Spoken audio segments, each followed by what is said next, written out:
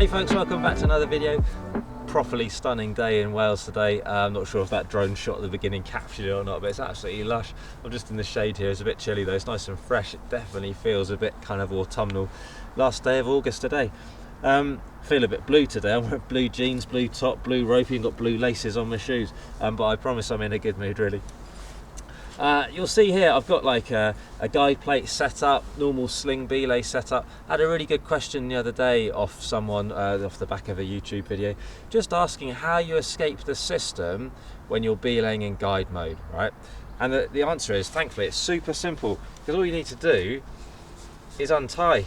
So it's absolutely mega, isn't it, for escaping the system? There's a problem with that though, which is any second now, well, I'm not safe anymore, am I? So I've escaped the system, but I might be halfway up a route, not attached to anything. So the answer itself is very simple, but there's a little bit more to it. But the only little bit more to it is I've got to make myself safe, probably on a lanyard or an improvised lanyard. But I think the question, when people ask, how do you escape the system? I think actually what they normally mean is, how do you escape the system, that part, because sometimes that's more involved, but also how do you get your belay plate back? Because what can I do now? Well, you know, you're a little bit limited when you haven't got your belay plate, aren't you? So I'm going to give you a fuller answer, because you know I don't like to do short videos. That'd be like a 2-minute video, and when do I ever do a 2-minute video? So let's just reset and get tied in as I was before, and let's come up with a bit of a plan for that.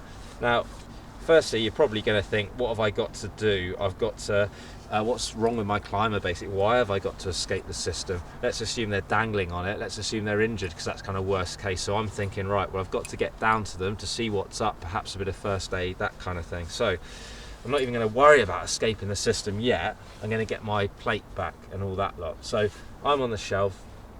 Belay plate is on the power point there. Climbers dangling on there, something wrong with them, need to go and help them. So first off, I'd be belaying obviously. Let's tie a knot in there so I can go hands free and just come up with that plan. This is weighted. I need to unweight this. I could just pump that. It's not unweighting it. All that's happening is my climber is getting lower. So if you've watched other videos or you know how to do it already, most escaping the system situations involve a prusik, normally a French prusik. So we need to bypass this basically. So what I'm going to do is chuck my prusik on here. People always ask about these ones. These are Simmond sewn prusiks. I really like the sewn prusiks because they're 22 kilonewtons, they're properly rated, and they're just a bit multi-purpose. I used one on a belay the other day for equalising a couple of bits, and yeah, you could do that with prusik, but it's nicer to do it with an actual rated thing, isn't it? Sling. I'm going to clip that in.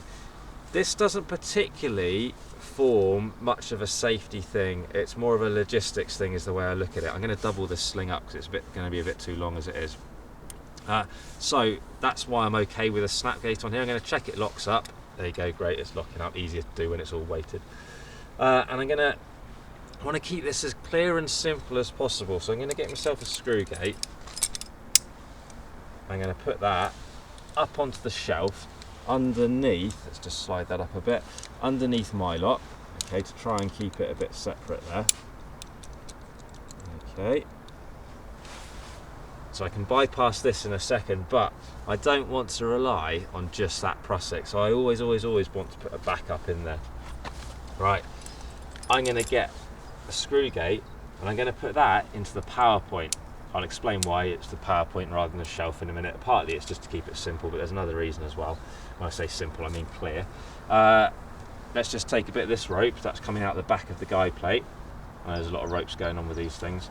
And I'm going to put an Italian hitch in there. Do it up, nothing more than that yet.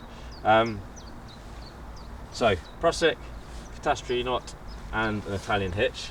I think I'm probably ready to start doing something now. So what I'm going to do, remember there's a climber on the end of this, so when I pump this in a second, nothing much is going to happen actually. But when you pump this now, you get slack into it, don't you? And the prusik takes the strain. Might have to use your imagination a little bit, but you can see it's doing its thing. So prusik is now doing its thing. I've still got hold of this. At this point, the guide plate isn't doing much, so I'm going to identify the right part of the Italian hitch to hold on to as my backup. I'm going to get rid of the guide plate. It says with cold fingers trying to undo. I can't believe how cold it is already. Get rid of this catastrophe knot because that's not doing anything for us anymore. Things will hopefully become a bit clearer in a second. Hey, there you go. Now we're onto that Italian hitch. So I can tighten up the Italian hitch. He says pull on the right bits, there we go.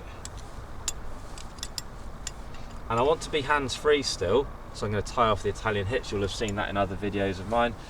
Slippery hitch, get it all snugged up nicely. Pull plenty through, rather have too much than not enough. Half hitch, great. One more of those because I like it to be fully bulletproof. So that's a slippery and 2 half hitches. Prussik's still doing its thing. Let's get my guide plate back because that was kind of a big part of why we're doing this in the first place. So let's get that onto my harness so he's nice and squared away. Tip it on there. Right, I'm still in the system, but we've won the belay plate back. At this point, I'm just going to clear everything up for a moment. So that's all tied off, so that's good. So I'm going to pull hard on that Prussic because remember when there's someone on it, it's harder to do. So I'm going to pull really hard on that. That'll release. All the weight's now onto the Italian hitch that's tied off. Don't know if you can hear the seagulls. Crazy down there.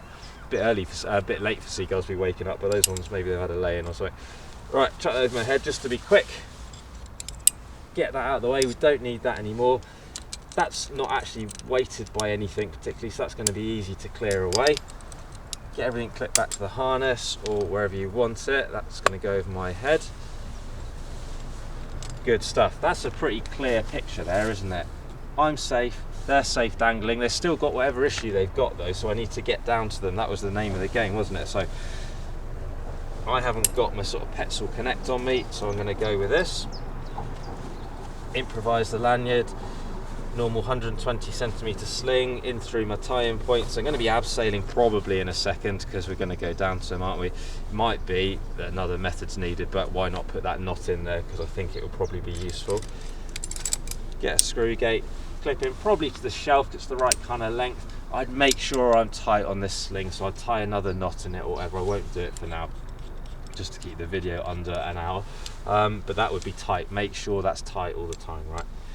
I'm on that now, so I can get rid of my original safety that was for me and get the stuff back as well, so it's all nice and clear and simple. You get the picture on that. I think it just gives you a bit more headspace if you can really clearly look at things. It's not that you're going to be rushing as such, but you do want to be fairly quick with these things and, you know, sort of efficient and everything, so I think this is the nicer way to do it.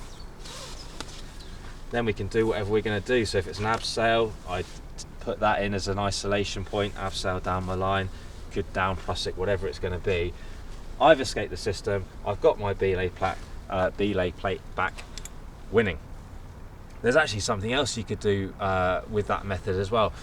When I do all the bypass bit and transfer the belay plate, the guide mode belay plate onto this Italian hitch, you might do that if you're lowering anyway. Normally we do that redirect method, but actually that's quite a nice way to do that, so watch that back if that's not making any sense. And actually I could just go into lowering now, couldn't I? We wouldn't have had to have escaped the system at that point. So it's actually, there's not much difference in speed, I don't think, between the whole redirect and everything or doing the bypassing. So there's an extra bit of an extra tool for the toolbox and all that kind of stuff. I hope you enjoyed that video. Please do fire away any questions. You know, I'm always happy to answer as best I can. Go and practice it. Practice on your banisters. Practice it out the crag. If you're practicing out the crag, maybe just dangle a rucksack off. If you are using anyone, like a real person, a loved one or whatever, just a friend, anything, make sure they're on like a separate system if you're practicing this for the first time. So like a completely separate rope. But if all this went wrong, they'd still be like super safe. That's really important, isn't it? And just always think a step ahead. Don't rush it, come up with a plan. Slow and steady wins the race and all that. Do find us on Insta, find us on Facebook. I ask this every time, it's massively appreciated. Click that like button, smash the subscribe button. I think we're up to 3,100 subscribers, which is a massive deal to me, so thank you very much for that. As I said, do fire away any questions, anything you can think of, any video requests, whatever. Hope you've enjoyed this video. More videos coming up very soon.